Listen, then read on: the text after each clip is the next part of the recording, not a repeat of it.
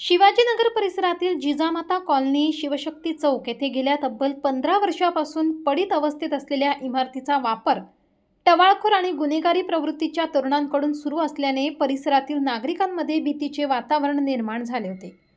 या ठिकाणी दारू पिणे, नशाबाजी करणे, मुलींची छेड काढणे, कोयते व तलवारीसारखी धारदार शस्त्रे घेऊन फिरणे अशा प्रकारांमुळे नागरिकांचे जगणे असुरक्षित झाले होते। स्थानिक नागरिकांनी या प्रकाराबाबत वारंवार पोलिसांकडे तक्रारी करूनही ठोस कारवाई होत नसल्याचा आरोप करण्यात आलाय। त्यामुळे वाढत्या गुन्हेगारीला आळा घालण्यासाठी माजी सभागृह नेते दिनकर पाटील यांनी पुढाकार घेत स्वखर्चातून परिसरात अत्याधुनिक सीसीटीव्ही कॅमेरे बसवले। या सीसीटीव्ही यंत्रणेचे उद्घाटन गुरुवारी दिनकर पाटील यांच्या हस्ते करण्यात आले। यावेळी परिसरातील नागरिक मोठ्या संख्येने उपस्थित होते। सीसीटीव्हीमुळे टवाळखोरांवर आणि गुन्हेगारी प्रवृत्तीच्या व्यक्तींवर प्रभावी नियंत्रण मिळवता येईल, तसेच पोलिसांनाही गुन्ह्याचा तपास करण्यास मदत होईल असा विश्वास नागरिकांनी व्यक्त केलाय। आज शिवछत्रपती शिवाजीनगर मधील जिजामाता कॉलनी शिवशक्ती चौक सिद्धिविनायक मंदिराजवळ ही जी बिल्डिंग आहे ही 15-1 वर्ष झाले बांधून, परंतु तिचं बांधकाम थांबलेलं आहे आणि काही कारणास्तव। पण याच्यामध्ये इथं जेवढे गुन्हेगार मुलं आहेत, गुंड मुलं आहेत, दारू पितात, या ठिकाणी येऊन मारामाऱ्या करतात, कोयते घेऊन येतात आणि या ठिकाणी नागरिक सगळे भयभीत झाले होते।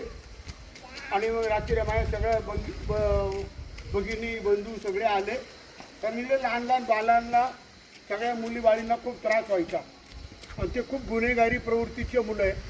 म्हणून आज आम्ही या ठिकाणी CCTV बसवले आहे आणि आता या भागामध्ये इकडनं पुढील एवढ्या गुन्हेगार त्याच्यामध्ये ते आता या CCTVमध्ये 100% दिसणार आणि मग आम्ही ते पोलिसांकडे ते कारवाईसाठी त्यांना देणार, कारण त्यांनी खूप उत्मात केला आहे, खूप नागरिकांना त्रास देतात ते।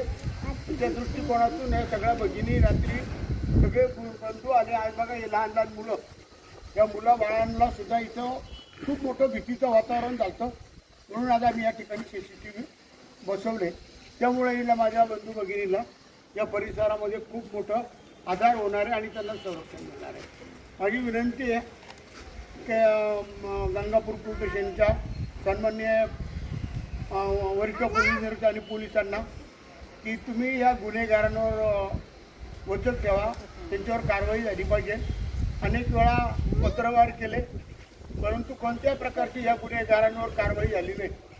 आता माझी विनंती का हे मी स्वतः स्वखर्चातून हे कॅमेरे बसवले, कारण हे नागरिक माझ्या परिवारातले, माझ्या कुटुंबातले, आणि रात्री अक्षरशः ही मुलं रडत होती। मग मी निर्णय घेतला की आपल्याला या ठिकाणी CCTV शिवाय पर्याय नाही, म्हणून माझं डिपार्टमेंटला खूप नम्र विनंती की आपण इकडे लक्ष द्यावं।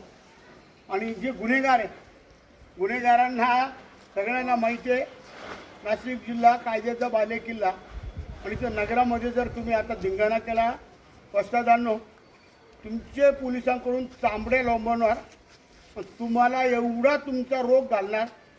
तुम्ही शहाणे असाल तर इथं येऊ नका। आता एवढंच सांगतो तुम्हाला, समजून घ्या, कायद्यापेक्षा कोणी मोठं नाही।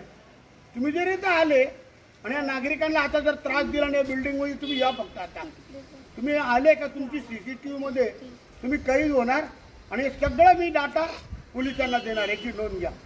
दरम्यान परिसरातील महिलांमध्ये व ज्येष्ठ नागरिकांमध्ये या उपक्रमामुळे सुरक्षिततेची भावना निर्माण झाली असून पडीत इमारतीमुळे निर्माण झालेल्या गुन्हेगारीच्या सावटाला आता CCTVच्या नजरेतून आळा बसेल अशी अपेक्षा स्थानिकांनी व्यक्त केली।